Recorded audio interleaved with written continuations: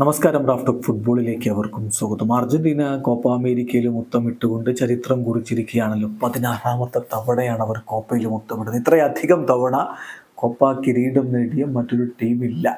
അക്ഷരാർത്ഥത്തിൽ Argentine football team football ലോകം ഭരിക്കുന്ന ഒരു കാലഘട്ടമാണിത്. 2021 മുതൽ ഇങ്ങോട്ടുള്ള കണക്കുകൾ എടുത്താൽ അത് കൃത്യമായിട്ട് നമുക്ക് കാണാൻ പറ്റും. അവരെ കൊണ്ട് സാധ്യമായ കിരീടങ്ങളൊക്കെ ഈ ഒരു കാലയളവിൽ അവരെടുത്തിട്ടുണ്ട്. അവരെ കൊണ്ട് സാധ്യമായെന്ന് പറയുമ്പോൾ ഇപ്പോൾ യൂറോ കപ്പ് അർജന്റീനക്കുണ്ടോ എന്നൊക്കെ ചോദിച്ചാൽ വേറെ മാർഗമില്ല അതിന്. കാരണം അർജന്റീന കോപ്പയാണല്ലോ കളിക്കുന്നത്. അപ്പോൾ കോപ്പ അമേരിക്ക, ഫൈനലിസീമ, വേൾഡ് കപ്പ്, വീണ്ടും കോപ്പ അമേരിക്ക, 2021 മുതൽ സാധ്യമായ കിരീടങ്ങളൊക്കെ അവർ നേടുന്ന കാഴ്ചയാണിത്. ഇപ്പോൾ ഈ കോപ്പയിലെ കാര്യം തന്നെ എടുക്കുക. അവർ കളിച്ച 6 കളികളിൽ 5 വിജയിച്ചു, ഒറ്റ സമനില മാത്രം, തോറ്റിട്ടേയില്ല.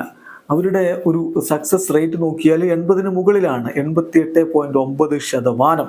9 ഗോളുകളാണ് അവർ അടിച്ചു കൂട്ടിയത്. ഒറ്റ ഗോള് മാത്രമേ തിരികെ കൺസീഡ് ചെയ്തുള്ളൂ. 5 കളികളിൽ ക്ലീൻ ഷീറ്റാണ്. അതുകൊണ്ട് തന്നെയാണ് അവരുടെ താരം എമി മാർട്ടീനസിന് മികച്ച ഗോൾ കീപ്പർക്കുള്ള ഗോൾഡൻ ഗ്ലൗ ലഭിച്ചത്. അർജന്റീന അടിച്ചെന്ന് പറഞ്ഞ 9 ഗോളുകളിൽ 5 അടിച്ചത് ലൗട്രോ മാർട്ടിനസ് ആണ്. അദ്ദേഹത്തിന് ഗോൾഡൻ ബൂട്ടും ലഭിച്ചു. സോ അർജന്റീന പൊള്ളിച്ചടുക്കുന്ന ഒരു കാഴ്ചയാണ് നമ്മൾ കാണുന്നത്. ഇനി 2021 മുതലുള്ള കണക്കുകൾ കൂടി നോക്കുകയാണ്.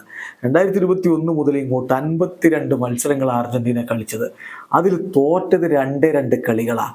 40 വിജയം, 10 സമനിലകൾ, 83.3% സക്സസ് റേറ്റ്, 108 ഗോളുകൾ അടിച്ചപ്പോൾ 22 മാത്രമേ തിരികെ വാങ്ങിയിട്ടുള്ളൂ. കോപ്പ അമേരിക്കയും വേൾഡ് കപ്പും ഫൈനലിസിമായും വീണ്ടും കോപ്പ അമേരിക്കയും ഒക്കെ നേടിക്കൊണ്ട് സർവം തങ്ങളുടേതാക്കിക്കൊണ്ട് ഈ ഫുട്ബോൾ ലോകം അടക്കി ഭരിക്കുന്ന ഒരു അർജന്റീനയാണ് നമ്മൾ കാണുന്നത്. ഒരു അവസാനിക്കുന്നു.